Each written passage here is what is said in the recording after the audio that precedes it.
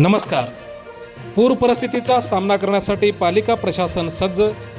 चंद्रभागा नदीपात्रातून 1,08,000 क्युसेक्स प्रवाह. नदीने पाण्याची इशारा पातळी ओलांडली. बातमी सविस्तर पाहूयात. उजनी व वीर धरणाच्या पाणलोट क्षेत्रामधील सततच्या पावसामुळे धरणाच्या पाणी पातळीमध्ये सातत्याने वाढ होत आहे. धरणाची पाणी पातळी नियंत्रित करण्यासाठी उजनी व वीर धरणातून विसर्ग सोडण्यात आला आहे. चंद्रभागा नदीपात्रातून सायंकाळी 5 वाजता 1,05,979 क्युसेक्सने पाण्याचा प्रवाह सुरू असून चंद्रभागा नदीने पाण्याची इशारा पातळी ओलांडली आहे. आणि त्याचप्रमाणे संभाव्य पूर परिस्थितीचा सामना करण्यासाठी नगरपालिका प्रशासन पूर्णपणे सज्ज असल्याचे मुख्याधिकारी महेश रोकडे यांनी सांगितले आहे. चंद्रभागेला पूर परिस्थिती. 50 कुटुंबांचे सुरक्षित स्थळी स्थलांतर. पंढरपुरातील व्यासनारायण आणि अंबाबाई झोपडपट्टीतील कुटुंब सुरक्षित स्थळी हलवण्यात आले.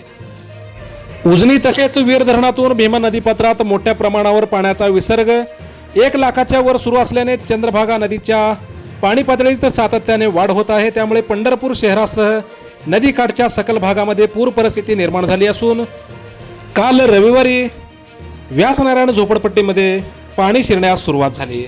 त्यामुळे खबरदारीचा उपाय म्हणून तेथील 50 कुटुंबांचे उपजिल्हा रुग्णालयासमोरील रायगड भवन येथे सुरक्षित स्थळी त्यांचे स्थलांतर करण्यात आले आहे.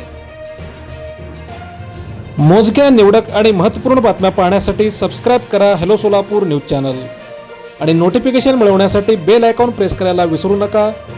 ही जर बातमी आपण इंस्टाग्राम किंवा फेसबुकवर पाहत असाल तर पेजला फॉलो करायला विसरू नका. धन्यवाद.